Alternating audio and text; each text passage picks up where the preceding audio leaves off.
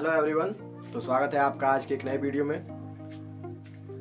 हम लोग बात कर रहे थे, हम लोग जो पढ़ाई कर रहे थे वो था एडवर्ब। एडवर्ब हमारा टॉपिक नया शुरू हुआ है पार्ट्स ऑफ स्पीच का। इसके पहले पार्ट्स ऑफ स्पीच में नाउन, प्रोनाउन, एडजेक्टिव, ये सारी चीजें मैंने पढ़ा दिया है। इसके वीडियो पहले से अपलोड किए गए हैं, तो आप उसको देख लीजिए पहले। अब ये क्रिया विशेषण का पार्ट 2 है। इसका पार्ट 1 भी मैंने पढ़ा दिया है, मैंने उसको भी अपलोड किया है, आप उसको भी वॉच कीजिए पहले। अगर इस वीडियो को आप देख रहे हैं, अगर इससे पहले आपने वो वीडियो नहीं देखा है तो आप उसको भी देखिए, तब जाकर के यहाँ से वो चीजें आपको काफी और अच्छे से क्लियर होंगी। हमारा जो चौथा पार्ट था वो था एडवर्ब ऑफ नंबर। आपको याद होगा मैंने बताया था इधर कि एडवर्ब 3 प्रकार का होता है। एक सिंपल था, एक रिलेटिव था, एक इंट्रोगेटिव था।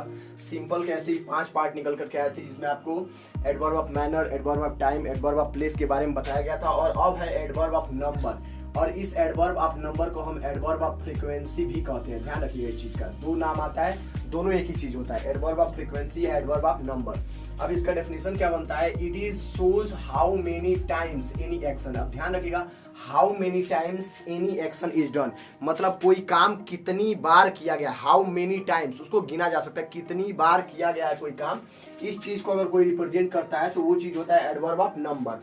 जैसे अगर एग्जांपल की बात किया तो firstly, secondly, thirdly, always, usually, frequently, sometimes, इन सबको हम क्या बोलते हैं? एडवर्ब ऑफ नंबर बोलते हैं। क्या बोलते हैं? एडवर्ब ऑफ नंबर बोलते हैं। अब ध्यान से सुनिए, कभी भी किसी सेंटेंस में आपका फर्स्टली आ जाता हो, सेकेंडली आता हो, थर्डली की बात की जाए, ऑलवेज की बात की जाए, यूजुअली की बात की जाए, फ्रीक्वेंटली आए या समटाइम्स आता हो, कहीं पर भी किसी भी सेंटेंस में, तो आप हमेशा याद रखेंगे कि वो एडवर्ब ऑफ नंबर या एडवर्ब ऑफ फ्रीक्वेंसी होता है। एडवर्ब ऑफ नंबर या एडवर्ब ऑफ फ्रीक्वेंसी होता है। अब ध्यान से एक चीज और देखिए, इसमें कुछ ऐसे भी वर्ड्स होते हैं जो सेमी निगेटिव वर्ड्स कहलाते हैं। सेमी निगेटिव वर्ड्स का मतलब होता है कि ये दिखते हिंदी में है लेकिन इनका अर्थ जो होता है नकारात्मक निकलता है। क्या निकलता है? सेंटेंस में अगर ये कहीं इस्तेमाल किए गए हो, इसका मतलब कि उसका जो हिंदी अर्थ निकाला जाएगा वो हमेशा निगेटिव सेंस होगा। उसका क्या सेंस होगा? निगेटिव सेंस होगा। जैसे कि अगर सेल्डम आता है, सेल्डम, हार्डली, रेयरली, स्कार्सली, बेयरली, ये जितना भी वर्ड है ना, सेल्डम हो गया, हार्सली हो गया, रेयरली हो गया, स्कार्सली हो गया, बेयरली हो गया, ये जितने भी वर्ड्स अगर ये सेंटेंस में आते हो कहीं और सेंटेंस में नॉट का प्रयोग कहीं ना किया गया हो, तो ये काफी होते हैं निगेटिव को देने के लिए, ठीक है, निगेटिव बनाने के लिए। तो इन्हीं को हम क्या बोलते हैं? एडवर्ब ऑफ नंबर बोलते हैं या एडवर्ब ऑफ फ्रीक्वेंसी के नाम से हम जानते हैं। अब इनके बारे में क्या कहा जा रहा है कि इनका प्रयोग हमेशा वाक्य में मुख्य क्रिया, हमारा जो मेन वर्ब होता है, क्या होता है? मेन वर्ब होता है, उस मेन वर्ब के हम पहले इनको प्रयोग करते हैं। यानी ये जो वर्ड्स आ रहे हैं, अगर सेंटेंस में कहीं भी होंगे ये वर्ड्स, तो ये हमेशा होंगे मेन वर्ब के पहले। मेन वर्ब के बाद इनका प्रयोग सेंटेंस में गलत माना जाएगा, हमेशा मेन वर्ब से पहले। जैसे सी कम्स ऑलवेज लेट। अब आप यहाँ देखिए, ये गलत है। सी कम्स मेन वर्ब है ना, और ऑलवेज मेन वर्ब के बाद आ रहा है। बाद नहीं होगा, पहले हो जाएगा। क्या हो जाएगा? तो she always comes late in the school. She always comes late in the school. वैसे ही अगर हम कहेंगे he hardly goes to school, मतलब वो कभी कभी स्कूल जाता है, मतलब नहीं जाता है। कैसा? वो स्कूल कभी कभी जाता है, मतलब कि एकदम नाम मात्र का जाता है, ठीक है। Barking dog seldom bytes. Barking dog seldom bytes, मतलब इसका होता है जो भौंकते हैं वो काटते नहीं है, जो भौंकते हैं वो काटते नहीं है। इसका एक और हिंदी अर्थ निकलता है, जो गरजते हैं वो बरसते नहीं। ऐसे बहुत सारे लोग धमकी देते हैं ना कि ये कर देंगे, वो कर देंगे, तो ये लोग क्या करते हैं? ये ऐसे लोग क्या करते हैं? वो काम नहीं करते हैं, ठीक है। तो बार्किंग डॉग्स सेल्डम बाइट्स, इसका मतलब क्या हो गया कि भौंकने वाले कभी काटते नहीं है, ठीक है। अब हमारा जो अगला पार्ट है वो है एडवर्ब ऑफ डिग्री का। उम्मीद करता हूँ वीडियो आपको समझ में आ रहा होगा। अगर आपको वीडियो समझ में आ रहा हो और हमारे चैनल पे नए हैं तो चैनल को जल्दी से ना, वो लाल रंग का वो सब्सक्राइब लिखा हुआ है ना, उसको दबा करके हमारे चैनल को सब्सक्राइब कीजिए और वीडियो को लाइक भी कीजिए। जहां कहीं भी प्यारे बच्चों, कहीं भी अगर आपको समझ में नहीं आ रहा है, कोई भी पॉइंट्स आपको नहीं आ रहा है, तो एक बार जरूर आप वीडियो में कमेंट करके हमसे क्वेश्चन पूछ लेंगे, ताकि आपके क्वेश्चन का सोल्यूशन डेफिनेटली आपको विदिन 1 और 2 डेज दे दिया जाए। तो चलिए अब आता है कि एडवर्ब ऑफ डिग्री क्या होता है। कह रहा है it shows how much time, how much any action is done. अब इसमें क्या होता है? एडवर्ब ऑफ डिग्री में कोई काम कितनी दफा हुआ है। अब देखो, यहाँ पे कितना था और यहाँ पे भी कितना है, लेकिन यहाँ पे जो चीजें थी उसको हम गिन सकते थे, लेकिन यहाँ की जो चीजें होंगी वो नहीं गिनी जाएंगी। एडवर्ब ऑफ डिग्री में हमेशा हाउ मच, कितनी बार में कोई काम किया गया है, ये चीज बताया जाता है। जैसे इसके वर्ड्स जो होते हैं, टू होता है, डबल टू, वेरी होता है, मच होता है, एनफ होता है, मच होता है, मच टू और टू मच, इन दोनों में अंतर क्या होता है, एनफ क्या होता है, वेरी मच और टू में क्या डिफरेंसेस होते हैं, ये आपको अभी आगे बताया जाएगा। जैसे देखिए ये टू जो होता है ये हमेशा निगेटिव एडवर्ब, निगेटिव सेंस प्रकट करता है। निगेटिव सेंस का मतलब कि जैसे हमेशा नकारात्मक भाव ही दर्शाएगा। जब अगर कहा जाए you are too sense, you are too weak, मतलब वो बहुत ही ज्यादा कमजोर है। ठीक है, क्या है, बहुत ही ज्यादा कमजोर है। इसी के जैसे अगर मान लो कहा जाए कि यू आर टू वीक, तुम बहुत ही ज्यादा क्या हो, कमजोर हो, क्या हो, बहुत ही ज्यादा। His English is too poor, English is too poor, मतलब उसकी इंग्लिश एकदम खराब है। मतलब हमेशा जो होता है इसका क्या होता है, एक निगेटिव सेंस होता है और नकारात्मक भाव को हमेशा क्या करता है, ये प्रकट करता है। ठीक है, अगर आपको कहीं पर ये लिखना पड़े, जैसे अगर कहा जाएगा कि आप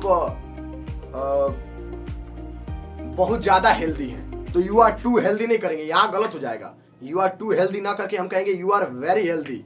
ठीक है, लेकिन अगर कमजोर की बात करते हैं तो निगेटिव सेंस, कमजोरी जो होता है हमेशा इंसान की बॉडी का एक निगेटिव सेंस होता है, तो वहां हम क्या करेंगे, यहाँ हम टू का प्रयोग करेंगे, यू आर टू वीक का प्रयोग करेंगे। ठीक है, जल्दी इसको लिखिए, आगे आपको लिखवा जाए। अब एक चीज और है, अगर हम बात करते हैं यहाँ पे ये टू का, किसका, इस टू का, कि किस प्रकार से इस टू को सेंटेंस में, अगर टू कहीं पर आता है किसी भी सेंटेंस में और इसको हमें हटाना होता है, क्या करना होता है, हटाना होता है सेंटेंस में, और इसका अर्थ ना बदले, क्योंकि ये सारी चीजें ट्रांसफॉर्मेशन में आती हैं और ये मैं ट्रांसफॉर्मेशन में आपको जरूर बताऊंगा।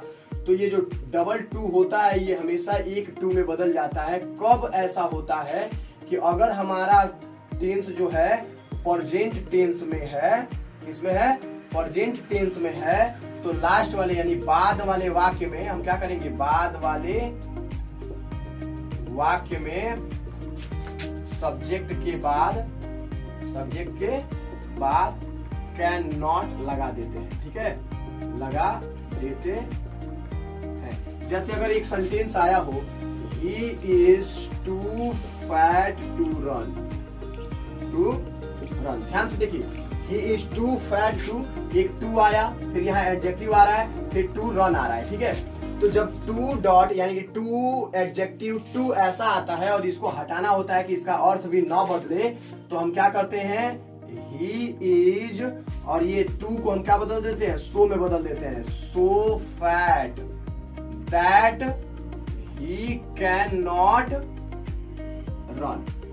ठीक है, ऐसे बना देते हैं। अगर एक और बात किया जाए सेंटेंस का, एक और चीज का, कि अगर कहेंगे कि she is so weak to run, तो इसकी बात किया, sorry too weak to run, तो टू को क्या कर देंगे, शी इज सो वीक, किसमें बदल देंगे, सो में। ठीक है, और उसके बाद से दैट लगाएंगे यहाँ पे सी, और सी के बाद क्या लगा देंगे, कैन नॉट रन।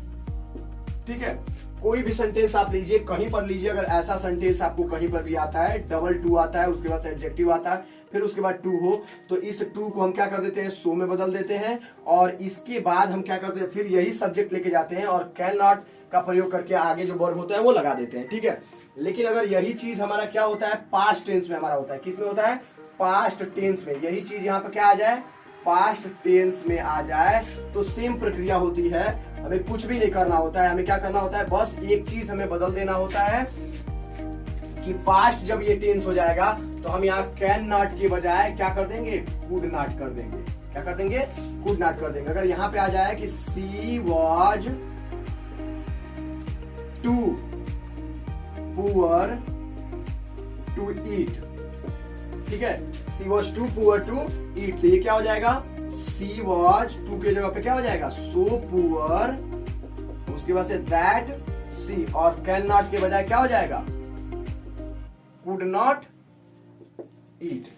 ठीक है, इसी तरह अगर एक और बात किया जाए, एक और सेंटेंस का, अगर हम कहें कि they are too weak to fight, ठीक है, दे आर नहीं, वर्क कर लीजिए, ठीक है, पास्ट टेंस चल रहा है ना, ये क्या हो जाएगा, दे वर सो वीक, ठीक है, इस टू को किसमें, सो में कन्वर्ट कर दिया गया, उसके बाद से दैट लगा देंगे, फिर उसके बाद से क्या करेंगे, दे और उसके बाद से फिर कुड नॉट फाइंड।